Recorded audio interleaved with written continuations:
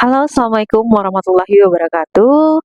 Kembali lagi di pembelajaran fisika. Hari ini karena kita daring, jadi kita membahas materi baru saja, namun Ibu akan sampaikan melalui video berikut ini. Nah, karena kemarin kita sudah belajar tentang listrik statis, maka hari ini kita akan membahas yang namanya kapasitor.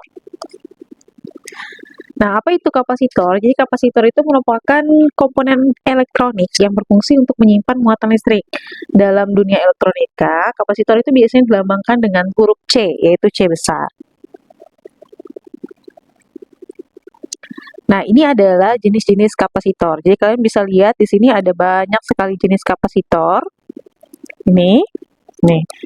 Nah, kapasitor itu ada yang disebut kapasitor keramik, gambarnya seperti ini, kemudian kapasitor polyester, kapasitor kertas, kapasitor mika, kapasitor elektrolit, dan kapasitor tantalum. Nah, untuk kapasitor sendiri itu digambarkan seperti ini. Jadi ada garis, dua butir sejajar, kemudian sama tingginya. Ini adalah simbol untuk kapasitor. Kapasitas kapasitor dan energi kapasitor. Jadi kapasitor itu kan berfungsi untuk menyimpan energi atau energi listrik. Nah, karena kapasitor disimbolkan dengan C, apa yang disimpan oleh kapasitor adalah sebuah muatan listrik. Muatan listrik itu akan berbanding terbalik dengan tegangannya. Jadi nanti semakin besar tegangannya, muatan listriknya akan semakin besar juga.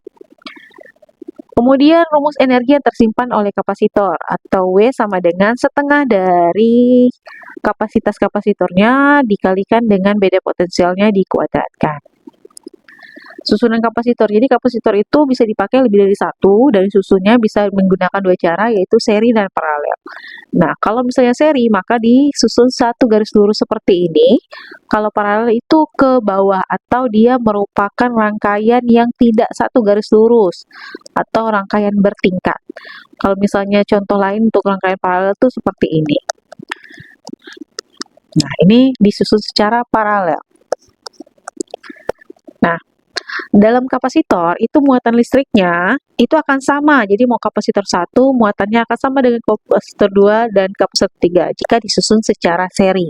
Namun kalau dia disusun secara paralel, maka muatan listriknya jika ada 3 maka totalnya dikalikan 3 atau dijumlahkan. Misalnya di sini 10, 10, 10. Maka totalnya adalah 30 kalau disusun secara paralel. Sedangkan kalau seri di sini 10, di sini 10, di sini 10. Jadi totalnya akan tetap 10. Jadi masuk 10, keluar 10. Sedangkan di sini masuk 10 ditambah lagi 10 ditambah lagi 10, jadi totalnya adalah 30. Sedangkan beda potensialnya atau tegangannya, nah kalau tegangan disusun secara seri nanti dia akan semakin besar atau ditambahkan. Misalnya di sini 20 volt, di sini 20 volt, 20 volt, maka totalnya adalah 60 volt kalau disusun secara seri. Sedangkan kalau disusun secara paralel, tegangannya akan sama besar. Jadi kalau masuk 20, masuk lagi di sini 20, dia akan ke sini 20 dan keluar akan tetap 20. Nah, untuk kapasitas kapasitornya, jadi kalau misalnya mau menyimpan kapasitas yang besar atau mendapatkan kapasitas yang besar, itu baiknya disusun secara paralel. Karena kalau disusun secara paralel, maka kapasitasnya akan semakin besar, menjadi 10 ditambah 10 ditambah 10, maka 30.